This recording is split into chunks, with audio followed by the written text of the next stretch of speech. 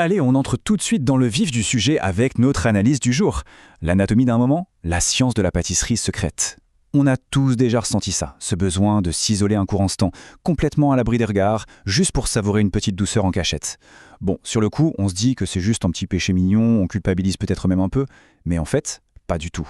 Ce geste précis, que beaucoup gardent jalousement pour eux, eh bien, la science nous prouve que c'est une véritable mécanique de précision pour réguler notre équilibre psychique. C'est littéralement un événement scientifique majeur à l'échelle de notre corps.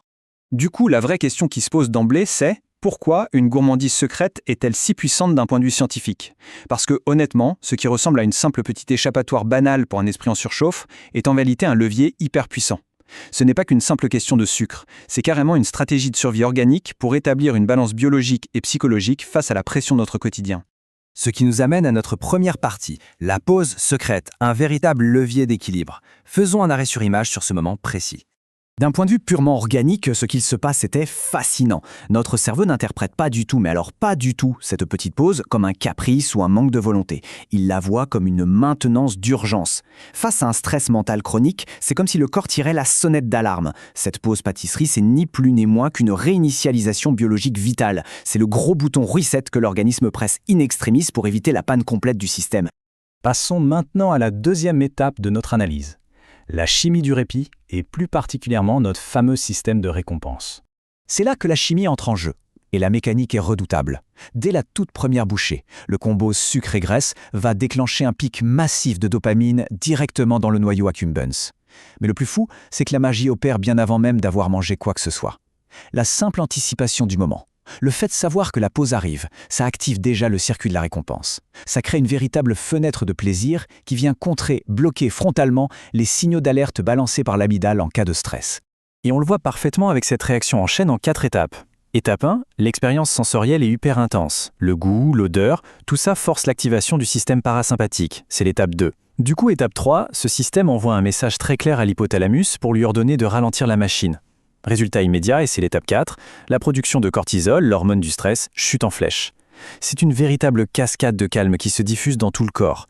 La tension baisse, les muscles se relâchent. Ce qui est absolument captivant ici, c'est la bascule neurologique qui s'opère. En fait, toute la journée, on a le réseau de l'attention dorsale qui tourne à plein régime pour gérer les exigences externes, les dossiers, les sollicitations. Mais le fait de s'isoler en silence déclenche un basculement spectaculaire. Le réseau par défaut prend les commandes. Et c'est essentiel, parce que c'est uniquement dans cet état de repos cognitif que le cerveau arrive véritablement à trier la montagne d'informations accumulées et à éponger la lourde fatigue mentale. On quitte un peu la chimie pure pour aborder notre troisième point, la psychologie du secret. Pourquoi ce besoin de se cacher est-il la clé de voûte de tout ça? L'explication se trouve dans ce qu'on appelle la théorie de l'autodétermination. C'est un cadre posé par les psychologues Deci et Ryan qui affirme une chose toute simple. L'être humain a un besoin viscéral, fondamental, d'autonomie. Le fait de garder cette pause complètement secrète, ça supprime instantanément le regard de l'autre. C'est une libération incroyable pour un esprit épuisé. Pendant ces quelques minutes volées, on n'est plus évalué en tant que parent, en tant qu'employé ou collègue, on retrouve une autonomie totale. On redevient soi-même, tout simplement. Attention, le point hyper important ici, c'est que ce secret n'a absolument rien à voir avec de la tromperie ou un comportement malveillant. On appelle ça une mise en réserve. En gros, garder l'acte privé, c'est préserver son enveloppe psychique. Si le moment devient un objet social, il s'expose aux commentaires ou aux jugements du genre « Tiens, encore un gâteau ». Le silence agit donc comme un bouclier en béton armé pour garantir l'intégrité absolue de ce petit moment de plaisir. Ce qui nous mène, logiquement, à notre quatrième et dernière partie, une microthérapie dévoilée, faisant un peu la synthèse de toutes ces découvertes. Ce tableau résume parfaitement l'impact clinique de cette pratique sur 3 dimensions. D'abord, au niveau cognitif. L'interruption du flux d'informations crée enfin ce vide mental tant espéré et hyper apaisant. Ensuite, au niveau émotionnel. On s'accorde un plaisir égoïste, mais un égoïsme totalement sain qui booste l'autocompassion et améliore l'humeur.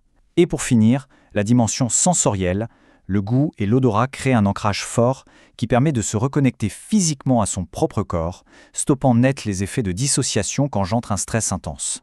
En clair, pour un cerveau complètement en surchauffe qui n'arrive plus à trouver le repos, cette microthérapie comportementale est vitale. Le système nerveux, bombardé de toutes parts, cherche désespérément une preuve que tout va bien, un signal lui indiquant que la crise est passée. Et devinez quoi? Cette petite douceur dégustée dans son coin, à l'abri du chaos, fournit très exactement cela, un signal fort, clair et définitif de fin de danger.